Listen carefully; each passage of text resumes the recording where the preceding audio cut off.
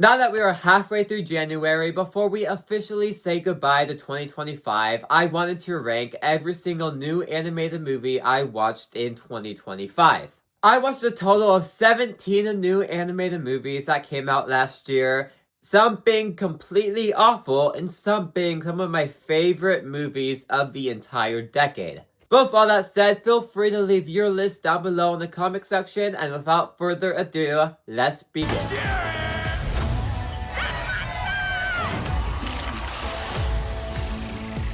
Now, this movie, you either know it or you don't, because it wasn't a big release, although it did come out in theaters. When the trailer came out, some people saw it, and the people that did see it said it looked completely awful. For example, there's a movie coming out this year called Animal Farm. This movie looked like that, but 10 times worse. But I decided to torture myself and watch it. Now, originally, I was gonna watch it in theaters, which would have been the worst thing I have ever done to myself, because I waited, I skipped it in theaters, thank goodness, because when actually watching it at home, it was even worse than I could have possibly imagined. This movie will go down in history for me as the worst movie I have ever seen in my life. Every single 5 minutes, that's not even exaggerating either, like it was almost every single 5 minutes, where I had to pause this film and take a break from it, especially in the middle half of it, just because everything was so bad. This movie got everything wrong when it comes to animation, acting, story, right? All of it is completely incorrect. There is absolutely no sense of enjoyment out of this movie whatsoever. Absolutely nobody can enjoy this movie. No matter what age you are, there is no enjoyment to be found out of this movie. It is trying to be Toy Story with Secret Life of Pets, but combined with Megamind vs. the Doom Syndicate. Like, none of these things really work together. They're trying to do something where, in the end, plot holes occurred, storyline confusion, and you really just question, why does this thing exist? And I'm surprised this thing came out in theaters, because it would be a Walmart movie that you find on their shelf, only at Walmart. Stay away from this movie. It is the worst movie possibly ever made, and that is saying a lot because there are some bad movies out there.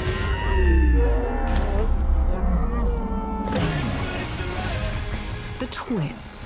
But this goes with my trend of I've seen a lot of bad movies this year, because now we have The Twits. Now this one is more well known than Sneaks, where a lot of people who have seen this says it is the worst of the year, which it would be the case if Sneaks didn't come out and I watched it. But The Twits, really what makes this so upsetting is that it's based on the loved Roald Dahl book.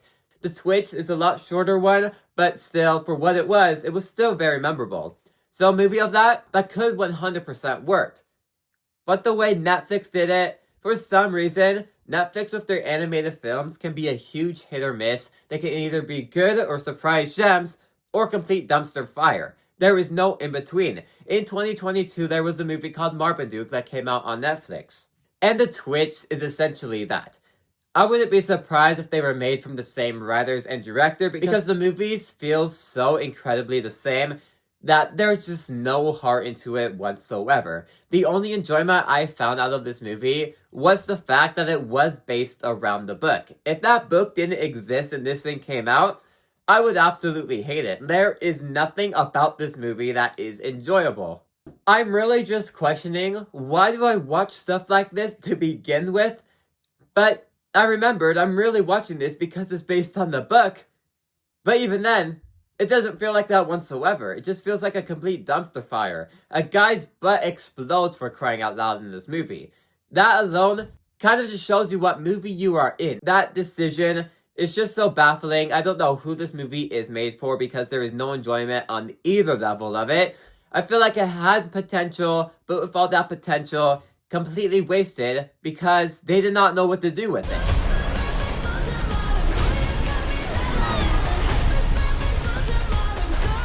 Now, I did not want to watch this movie, but DreamWorks made it, and I forced myself to watch every single DreamWorks movie, and it is essentially what you would expect. This thing is made for 4-year-old girls. So realistically, an adult guy is not really the target demographic for this film, and that stays the case because this is not made for me. Now you might be asking, if you haven't seen it, why is this on the animated list? This looks live action.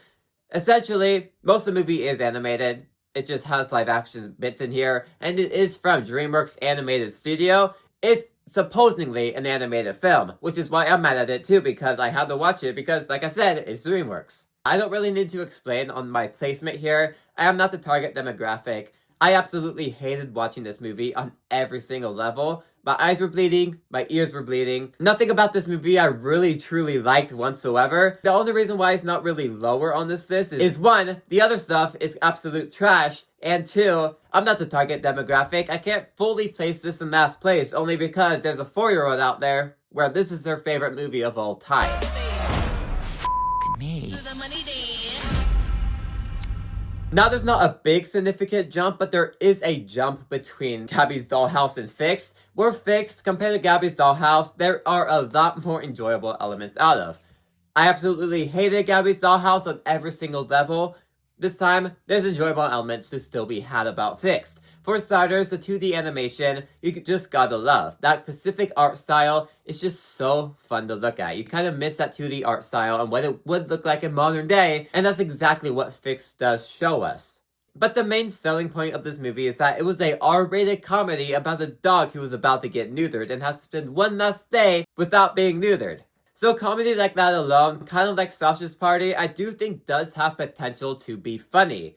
But like Sausage Party, it's not really funny and just extremely weird. For starters, the main story point of Fix doesn't really start until like the last 30 minutes of the movie. So throughout the entire movie, it's just slow because it's not really funny. They're trying to make you care about this character, but it's a comedy. Why should I care about the character? I'm here to laugh. And the movie doesn't really deliver on that until the end. There are a ton of good jokes when we actually do get to the joke segment, particularly something at the end that was funny, but most of the movie is not a comedy and just felt like they wasted this potential of what could have been a really funny movie and making it into this mess. Now, can it have its fans? Yes, I do think this movie does have its fans out there because it can deliver on your expectations. But overall, to me, this movie just wasn't funny. And it, to me, just had a complete wasted potential of what could have been something a lot more. Especially coming from Sony Animations, who have been on quite a roll recently, but I'll talk about them way later on. Destroy them all! Oh, she remembered my catchphrase. That was no secret that the SpongeBob movies haven't exactly been the best recently. Right before the Plankton movie, we had the Sandy Cheeks movie, and that is not that well beloved. Actually, I would say it's a complete disaster. We're absolutely failed at what SpongeBob is, so of course, jumping off of Sandy Cheeks, the Plankton movie, same thing with Netflix, is straight to streaming, you wouldn't really have much expectations coming off of it. Well, it actually delivered for the most part.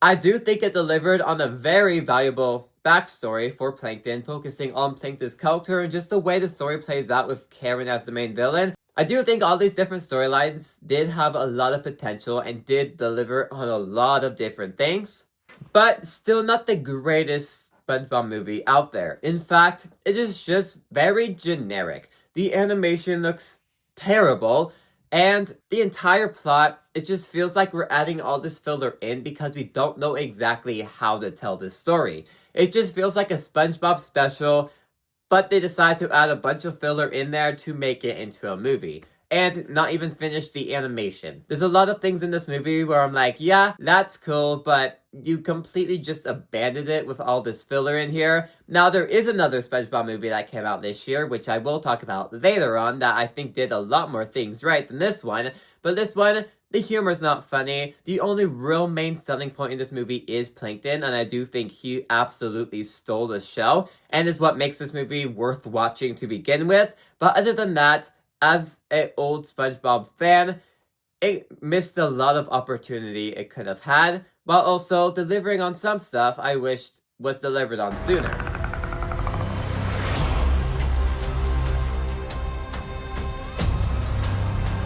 Now again, there is quite a jump from the last movie to this movie, but this one might still be a bit of a hot take because a lot of people actually loved Predator Killer of Killers. Now, to me, if you haven't seen my review for it, I said I do not like anthology movies. In fact, I don't like anthology projects as a whole. I just love one continuous story, not a bunch of things separated out. So, anthology things aren't really my thing at all. There's a few exceptions here and there, but they absolutely delivered on it. But to me, I'm sure a rewatch will help with this movie, but I have found no need to rewatch it. I'm just not the biggest fan of anthology projects, especially if those anthology projects were set way in the past. And that's exactly what this movie is.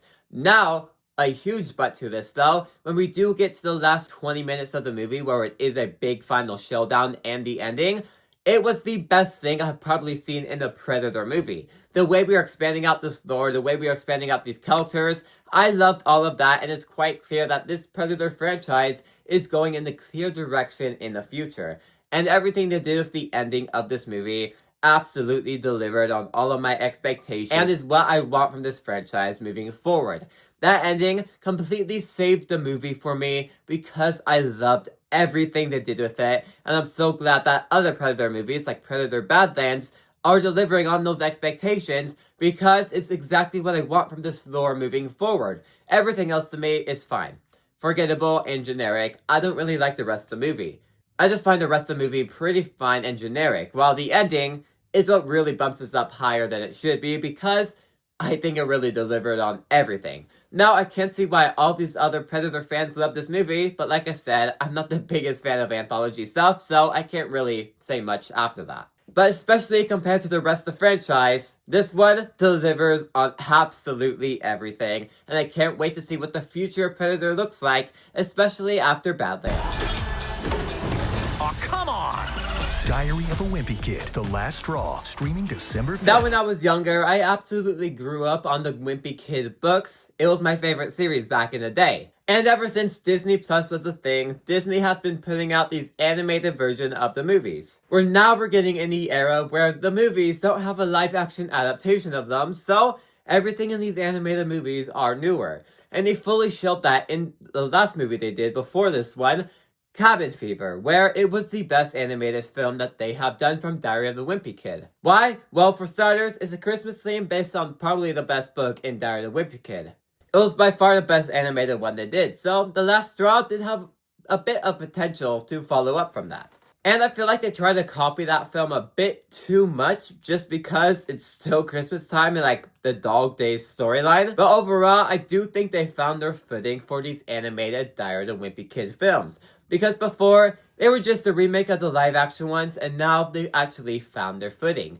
And there is, I think it's coming out this year, the Getaway one. I'm very interested in seeing what they do with that because it's an era in time where the movies weren't even in question anymore. So I am very excited to see what they do with that film this year because now I do think these animated movies have found their footing a lot. This one does feel a bit generic because we did see most of the storyline in Dog Days, but overall, I still do think it is fun and definitely found its footing a lot better, especially when we do get to the stuff that has not been in the movie yet. So that's why I do think a lot of these other movies have a lot of potential in the future. But right now, this one is fine, it's safe, it's generic, but that's all it really needs to be. Father! Quiet, you! What is that unholy sound? Stop! Now, Pixar is my favorite studio of all time, hands down, no competition there. Back in the day, when they just had that huge decade of era where they had Toy Story to Toy Story 3, every single movie there is some of my favorite movies of all time, completely just back to back to back. But modern Pixar hasn't quite been on the same tier, where this year, we got the generic film they call Elio. Now, is Elio bad? No, it's not a bad film at all, but it's too safe, it's too generic, and it's just so forgettable. Especially from Pixar, this film frustrates me the most just because it's one of the worst of the studio. Which, for this to be the worst of the studio, just shows that Pixar has good movies all across the board because I still like this film. This is not a bad film whatsoever, but Pixar standards is not what you want from Pixar. This is incredibly weak, and I can see over time me just not liking this film because it's so forgettable, so generic, and you can only watch it so many times before it just becomes the same thing over and over again. But when we look at old Pixar films, all of those films stand the test of time and are some of the best movies ever made. I do hope Hoppers does deliver this year, which from the trailers, it does look significantly better than Elio. And Toy Story 5, it should deliver because it's a Toy Story film, and I hope so because it's my favorite franchise of all time. But it just sucks that Pixar is on a bit of a slow pace right now, but I hope they find their footing and go back to what they originally were back in the day.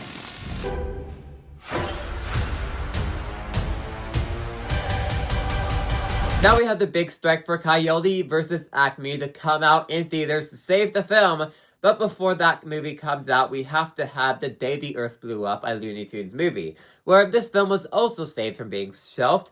It completely flopped at the box office, but overall, I don't think it should have because this film really did surprise me. Now, do I find the need to rewatch it, all that? No, but I didn't really grow up fully on Looney Tunes. I did grow up on a few things here and there, but not a lot to say I'm a huge die-hard fan of Looney Tunes. But this film did surprise me, and it was actually really funny. It had that slapstick cartoon humor that old Looney Tunes used to have, and to me, it just delivered on all of those expectations, and I came out really surprised with how this film came out. Everyone claiming it was an underrated gem, and people needed to go see it. That's exactly what I did, and yeah, it deserves it, because it is exactly that. And if you still haven't seen this movie yet and grew up on Looney Tunes, you need to watch it because it's just that humor that makes these films so fun in the first place. You get Daphne and Porky all on screen together. You get Looney Tunes back on this big screen with this beautiful looking 2D animation. To me, this movie just delivered on all of that and came out really fun. Squirrel, you look at the monitor. Now, a lot of animated movies on this list I've always mentioned growing up on the book series, and that it goes for the exact same thing for Dogman. I used to grow up a lot on the book series, more specifically the older ones, not the newer ones, but nonetheless, I still love this character, and this movie adapted the first 3 books, and to me, it delivered all I wanted for that nostalgia feel. It just hit me in that nostalgia button because I just remember those books so well that everything that played out in this movie, I'm finally getting to see on the big screen. Younger me would have absolutely loved it, and I wish this movie came out just a while ago for me to actually have that more nostalgia feel as a kid. Actually just loving this book come to life. Watching it now, yeah, like I said, it hits in that nostalgia field, but I don't quite love the series as much as I do now. This movie is fun. It's safe. It is what it is. For DreamWorks, it is a bit too safe, but it's really just adapting those books, and on that level, as an old fan of those books, that's exactly what it does, and puts a huge smile on your face as a fan of the book, because it's really made for the fans. That's all it truly is. A person can come out of this movie saying it was generic. As a book fan, you're going to love it, just because it kind of delivers on all those expectations that a fan of the books would need.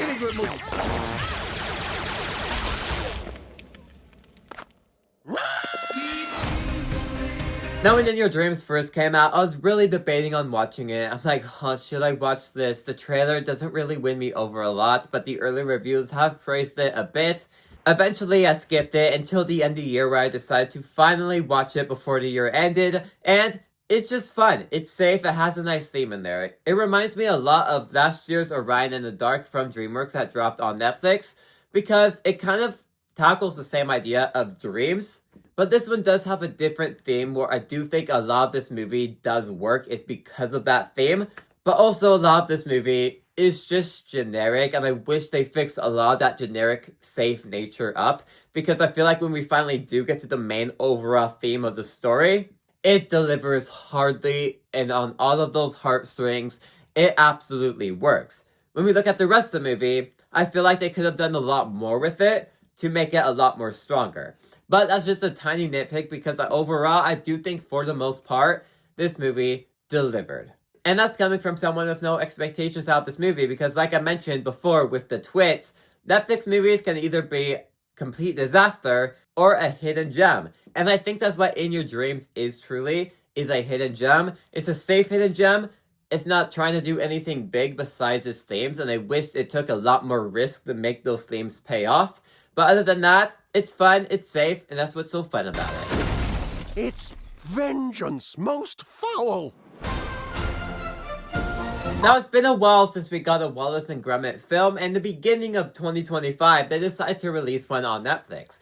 Now, I'm not sure a lot of people knew this film came out to begin with, because I do feel like it was pushed under the radar, but for the return of Wallace and Gromit, It absolutely delivered, and I loved it on every single level. Now, I do love the actual movie that is out, but I don't normally watch all the short films from Wallace and Gromit. But from based on that movie, I do think this new movie of that absolutely delivered, and I want more Wallace and Gromit movies just because these characters are so fun. The clay animation is so fun. I understand that these movies take a full decade to make just because of the clay animation, but you feel all of that hard work in this movie because it's just all represented on screen with how this clay actually looks. I want to spend more time with these characters, and I want to see a lot more Wallace and Gromit movies out there because I do think it's a franchise that has a lot of potential, and it does because it does have a huge fan base out there. But I do wish we actually do get some movies released in theaters because I just want to see these characters back again, and I'm curious to see how it would actually do in the box office. But nonetheless, we're probably not getting another Wallace and Gromit movie for quite a bit, because like I said, they do take a decade to come out. But when it does come out, it will deliver because I absolutely love spending time with these characters on screen. Hair-do-do! What is happening?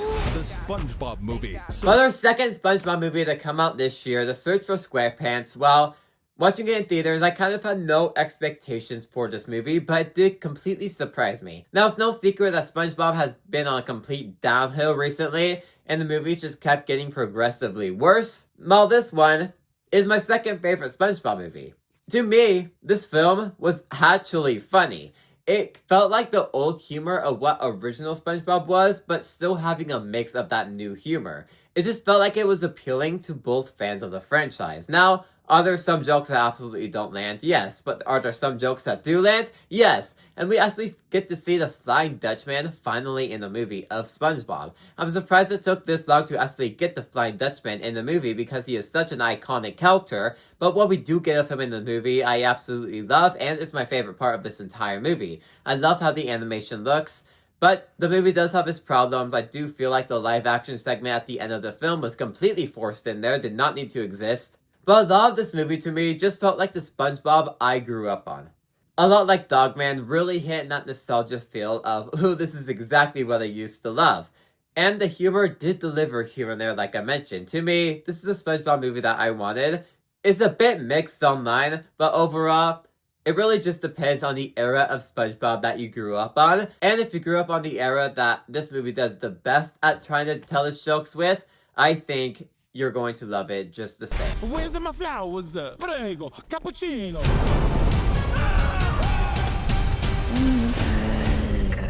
Now, I will admit, when this movie was first coming out, the trailers were not 100% selling me on the movie. I watched it just because I did really enjoy that first Bad Guys movie, but I didn't really have much expectations for the second one. But when coming out of the second one, to me, it absolutely worked. I love this a lot more than the first movie, just because I feel like a lot of the ideas that the first movie does really well only works 10 times better in the sequel. The bad guys being good in this movie instead of actually being the bad guys, I think worked a lot better just because we kind of get this spy storyline where to me just worked a lot better than them actually just being villains, which surprised me a lot. But I feel like they do expand on a lot more of these ideas with these characters. They expand a lot more of the world. They expand on a lot more that I want to see a third Bad Guys movie. Do I think we'll get it? Probably not, because the box office success of this movie wasn't really that big, which sucks because I do think a third movie does have a lot of potential, especially with the way I love Bad Guys 2. Bad Guys 2 absolutely delivered for me. I loved every second of this movie. It is just so much fun. It brings back everything that worked so well with the Bad Guys 1. And like I said, I want a trilogy. I don't think that's going to happen. But nonetheless, just the first two Bad Guys movies that we do have are really well made. They're so much fun, and I love both of them.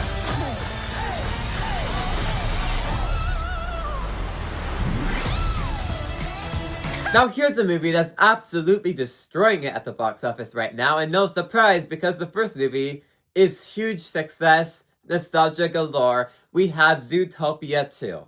Now to me, I grew up on that first Zootopia movie. It is one of my favorite Disney movies of all time. I just loved everything that first movie did when it comes to the detective story, the characters, the theme of it all. I loved everything that first movie did and still absolutely works for me on every single level. when we get to Zootopia 2, I was a bit scared for Zootopia 2 because just the first movie story worked really well, and I wasn't quite sure what we would do with the sequel. But nonetheless, I ate my words and came out completely surprised. I love this film and want to see a third Zootopia movie, and I cannot wait to rewatch Zootopia 2 because I feel like I would love it more and more on every single rewatch. It feels so familiar to the first movie. It feels also so different at the same time that I feel like it just has that right amount of mix in there to make it work really well. We get to see Nick and Judy as partners, which I love the most. That's the main selling point of the movie for me, is their chemistry together on screen, and I loved it. Like I said though, a rewatch will help because my main problems with this movie come from that it's not quite the same story as the first film, where we do get that detective storyline. I do feel like that detective storyline I love so much about the first film is what solidifies that film for me.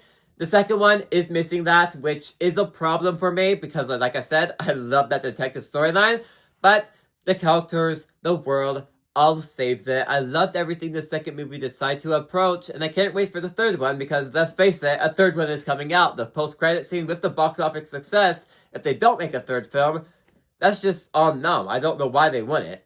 But we expanded of the world of Zootopia, and I can't wait to finally rewatch this movie because I feel like I'm gonna love it 10 times more.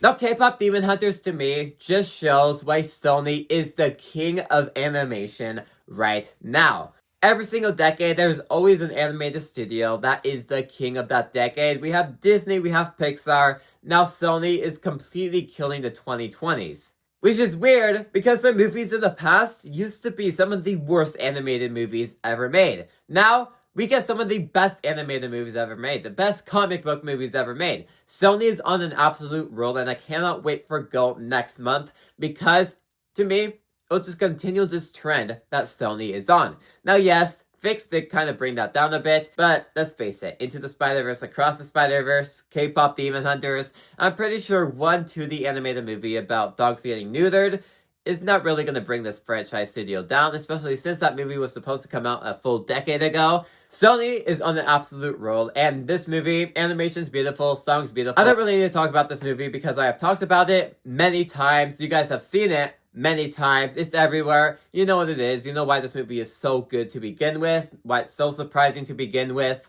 But Sony is on an absolute roll, and to me, this movie just kind of shows that the best. But it's not my favorite animated movie of the year, just because there's one movie where a lot of people may be surprised that this is still number 1 on my list, but to me, it just worked even more. My destiny!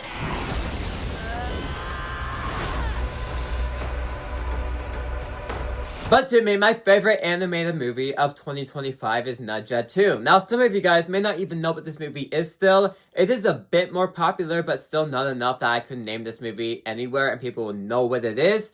Essentially, Nadja 2 is a film that randomly, out of nowhere, hit $2 billion. It became some of the most highest-grossing movies of all time and became the #1 most highest-grossing animated movie of all time.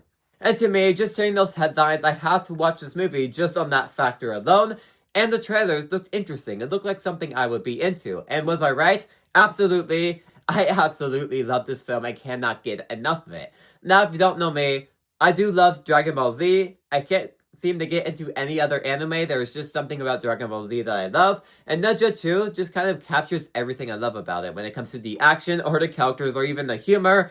All of it is in Nadja 2. The animation looks absolutely beautiful, especially when we get the action. It is quite clear why this movie was such an event in China to begin with, and is all shown through screen because it's just a huge spectacle and really cool to watch.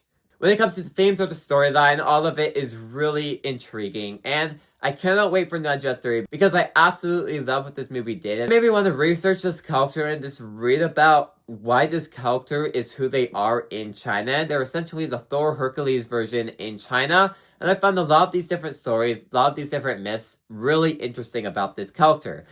I loved everything this movie did. Like I said though, I do have millions of videos talking about this movie. This will probably be my last one talking about it for a while because I have talked about it the entirety of 2025. Because ever since I watched it in February, it was like 4th movie I watched that came out in 2025.